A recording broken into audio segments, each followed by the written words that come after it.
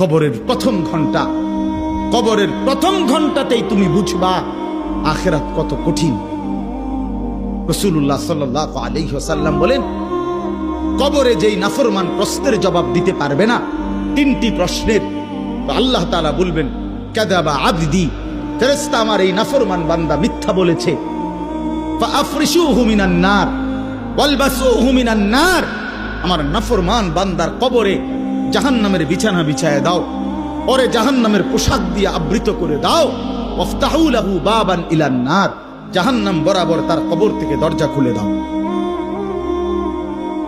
কবর খুলে দাও।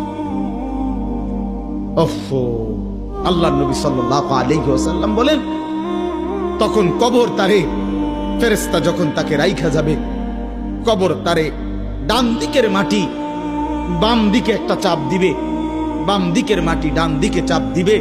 আল্লাহর কসম, নবী বলছে হাত্তা তাখতালিফা আদলাহু, ডান পাশের হাড্ডি এবং এই পাজরের হাড্ডিগুলো করকর করে ভাঙ্গা বাম দিকে চলে যাবে, বাম দিকের গুলো ডান দিকে চলে যাবে। ভাইয়া আমার, তুমি তোমার উপরে রহম করো।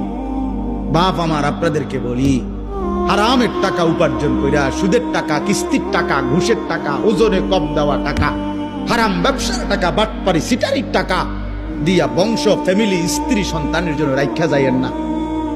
ওরা আমনেরে বরবাদ করবে, আমনে নিজেও বরবাদ হইলেন।